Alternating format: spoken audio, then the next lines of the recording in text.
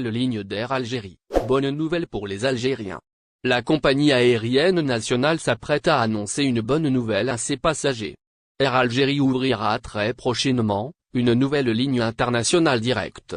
En effet, à partir du 9 mars, Air Algérie opérera de rotation hebdomadaire en Boeing 737-800 vers l'aéroport d'Amankine-Alia. Cette ligne aérienne directe sera lancée pour les vols passagers entre l'Algérie et la Jordanie, avec continuation Doha au Qatar. Les départs d'Alger sont programmés mercredi et samedi à 23 h pour arriver le lendemain à 5h50 en Jordanie, puis à 9h30 au Qatar. Les vols retour partiront alors de Doha jeudi et dimanche à 10h30, puis d'Amman à 14h10 pour atterrir à 17h25. Air Algérie assurera sur cet axe, 2 vols tout comme la Royal Jordanian Airlines. La réouverture de cette ligne pas proposée depuis 2020, entre dans le cadre d'un accord conclu entre les deux pays lors de la visite des ministres jordaniens en Algérie. Selon l'agence de presse officielle en Jordanie, une délégation ministérielle jordanienne est arrivée en Algérie lundi soir, qui comprend les ministres de l'Industrie et du Commerce, du Tourisme, de l'Agriculture, de l'Énergie, de la Santé et de l'Investissement. Alger-Amman à partir du 9 mars. C'est le ministre jordanien de l'Industrie et du Commerce qui avait annoncé ce projet. La ligne aérienne directe entre Amman et l'Algérie sera ouverte à partir du 9 mars prochain. 4 vols seront au programme par semaine sur cette route, avec 2 vols de la compagnie aérienne jordanienne, et 2 vols d'Air Algérie. Par ailleurs, Air Algérie lancera cet été 3 autres nouvelles liaisons entre Alger et Addis Abeba en Éthiopie, Johannesburg en Afrique du Sud et Libreville au Gabon. La ligne Alger-Montréal atteindra 10 vols par semaine au cœur de l'été. La compagnie nationale devra atteindre son rythme de croisière à partir du mois de mars prochain. C'est ce qu'a révélé le ministre des Transports, Kamel Beldjou, en janvier dernier, lors d'une séance plénière de l'Assemblée populaire nationale, à Apne. Les 11 avions de la compagnie nationale en maintenance depuis quelques mois, seront remis en service le mois prochain.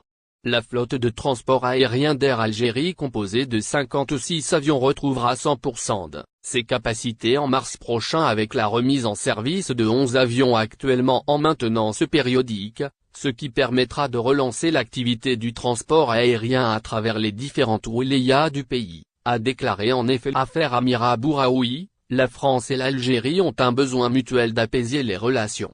La nouvelle brouille entre la France et l'Algérie va-t-elle durer et enrayer le réchauffement des relations engagées l'an passé? Hier Alger a rappelé son ambassadeur à Paris pour consultation, décision prise suite au retour, en France, de la militante franco-algérienne Amira Bouraoui, depuis la Tunisie, alors qu'elle risquait d'être expulsée vers l'Algérie. Les autorités algériennes évoquent une exfiltration illégale. Paris, pour sa part, entend continuer à approfondir ses relations avec Alger. Jointe par FI, Amira Bouraoui qui était interdite de sortie du territoire algérien, explique avoir quitté l'Algérie en raison des pressions qu'elle y subissait. Quand j'ai vu les proportions que cela prenait, je ne voulais pas être derrière tout cela.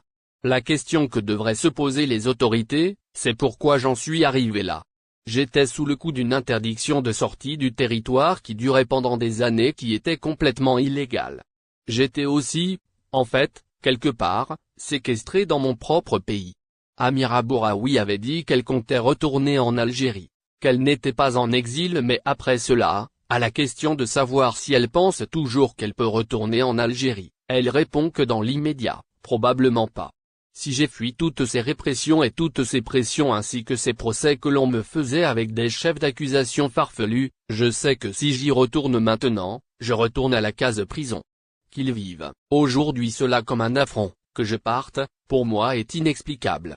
Maintenant, que cette affaire soit utilisée par les uns et les autres afin de saboter peut-être les relations algéro-françaises, ceci me dépasse. Compte meurtre d'une maman algérienne en France. De nouveaux détails glaçants dévoilés. De nouveaux détails sordides concernant le meurtre d'une maman algérienne à l'Hexagone viennent d'être dévoilés. ZRDI vous en dit plus dans la suite de ce nouveau numéro du lundi 20 février 2023. C'est une affaire qui remonte à quelques jours, qui témoigne d'un scénario machiavélique. En effet, le corps sans vie d'une ressortissante algérienne, maman de 3 enfants, a été découverte assassinée dans un parc en France. Le point sur ce que l'on sait de l'enquête, 7 jours après la découverte du corps de la victime. Les détails, dans la suite de ce nouveau passage.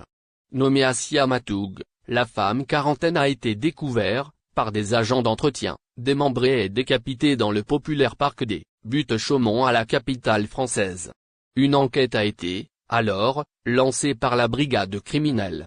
Celle-ci s'est mise à soupçonner le mari de la victime. Étant donné que ce dernier a attendu 6 jours avant de signaler la disparition de sa partenaire. En outre, plusieurs incohérences ont été constatées lors de son interrogatoire. Meurtre de Assia Matoug, ce qu'a révélé l'autopsie ce lundi, les autorités françaises ont levé le voile sur de nouveaux détails sur ce meurtre glaçant. Et ce, après avoir effectué une autopsie sur le cadavre de Assia Matoug.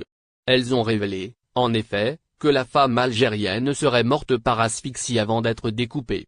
Il est question de ce dont nous informe le quotidien arabophone En Nahar dans son récent numéro. Il convient de noter que d'autres examens, plus approfondis seront opérés sur le cadavre. Et ce, dans le but de lever le mystère sur les circonstances de sa mort. Il s'agit là encore de ce que rapporte le média généraliste susmentionné. Selon la même source médiatique, la victime aurait confié à sa sœur qu'elle pensait qu'elle allait bientôt décéder. Et ce, 3 jours avant sa disparition. Les propos de la femme algérienne laissent penser qu'elle se sentait affaire Amira Bouraoui, le journaliste Mustapha Benjama sous mandat de dépôt. Le journaliste Mustapha Benjama du provincial d'Annaba a été mis sous mandat de dépôt par le procureur du pôle pénal du tribunal de Constantine. Il est accusé d'avoir aidé Amira Bouraoui à quitter le territoire national. Il est également accusé dans un autre dossier d'avoir transmis des informations à Abdou Semar, concernant un dossier qu'il avait lui-même traité dans son journal Le Provincial. Le 6 février, Amira Bouraoui fuit l'Algérie vers la France, alors qu'elle était sous l'interdiction de quitter le territoire national. Depuis, plusieurs personnes ont été arrêtées dont le journaliste Mustapha Benjama et la mère de l'opposante politique.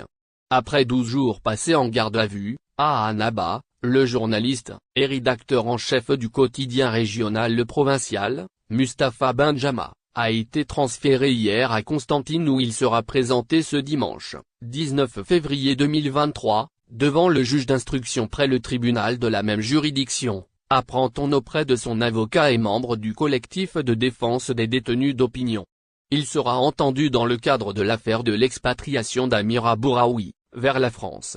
4 autres personnes, à savoir Khadija Bouraoui, mère de l'opposante et son cousin, Yassine Bantaïb, ainsi que le chercheur et analyste en géopolitique pour le site d'information Touala, Raouf Farah, et un chauffeur de taxi, ont également été transférés à Constantine pour y être entendus dans la même affaire. N'oubliez pas abonnez-vous à notre chaîne Olive News et activez les notifications pour recevoir nos publications en temps réel.